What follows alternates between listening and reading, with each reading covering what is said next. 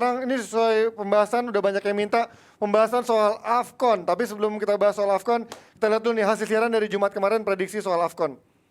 Menurut gue Senegal yang menurut gue kurang diunggulkan dibandingkan Mesir bisa membuat kejutan malah. Tapi kalau misalnya sampai lebih dari 90 menit gue pegang Mesir.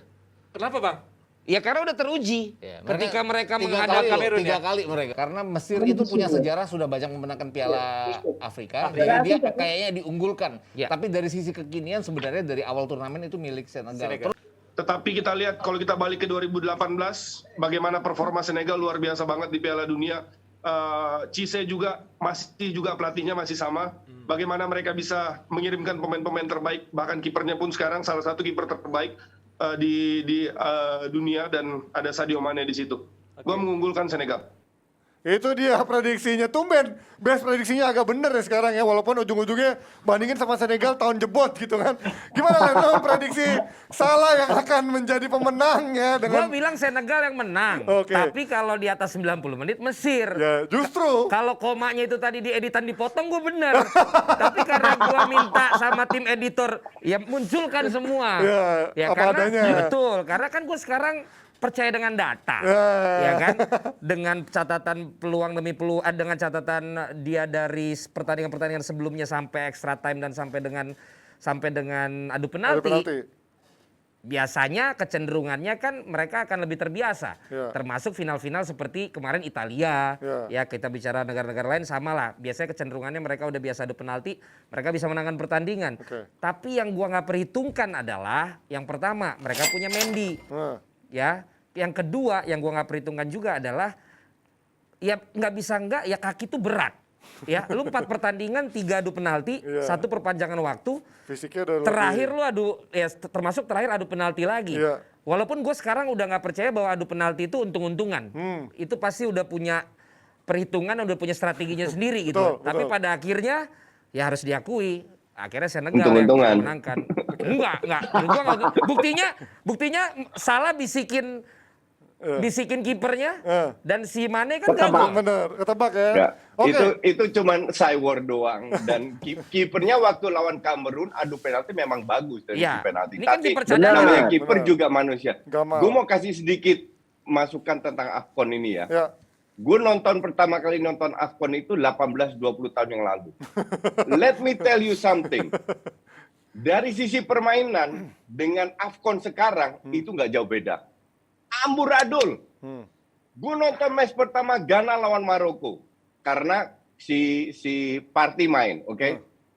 Gila Anji, ini bener-bener untuk gue level tarkam. Fisik kan mainnya. Sirkulasi bola lambat, akurasi passing Ghana tahu berapa? 65%. Maroko 75%. Parah banget. Kemarin nonton lagi 5 menit. Parah. Gue sampai nggak ngerti kenapa Piala Afrika ini nggak berkembang sama sekali. Padahal pemainnya banyak yang bagus.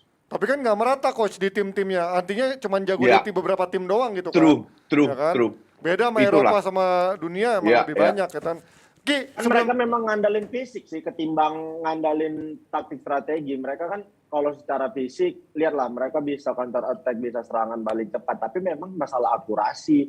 Kayaknya memang jadi masalah kebanyakan pemain Afrika yang tidak dapat kesempatan main di Eropa, Coach. Betul. Nah ini kan sekarang kalau gue tidak tahu apa, cuman gue hanya mengutarakan apa yang gue lihat dan itu sangat sangat membosankan untuk penonton netral kayak gue. Gimana Ki? Tadi ada pertanyaan dari Jebret Tim yang nyumbang juga fans Bango Rp50.000. Thank you fans Bango. Perannya lebih besar mana? Salah atau Mane? Mau di final ini ataupun sepanjang turnamen? Menurut lo Ki? Dari lu Ki? Nah, kemudian sebenarnya aku tuh kemarin pegang Mesir di final. Boncos dong? Aku nggak boncos kan 0-0. Oh, sampai 90 menit doang ya? 90 menit doang. Karena menurut gua ada beberapa faktor kayak kemarin Piala Amerika, Messi pada akhirnya jadi juara kan. Nah kemarin aku tuh ada pikiran kayak mungkin ada trik di mana Salah dikasih kesempatan untuk memenangkan semua, memenangkan semua pialanya, udah Piala Afrika, Liga Champion, gitu-gitu. Aku kemarin berpikirnya seperti itu, tapi ternyata secara permainan ya Senegal memang jauh lebih bagus kemarin. Dengan pemain-pemain yang lebih bagus ya, ada Koulibaly. Main di Eropa banyak kan, Ada main di makanya itu. Nah, gimana? emang tidak beruntung Oki aja. kalau perhitungannya itu harusnya dijagoin Senegal. Kalau kayak Argentina, karena kan yang belum pernah menang Senegal. Cuman kan maksudnya dia mungkin soal Senegal. figurnya.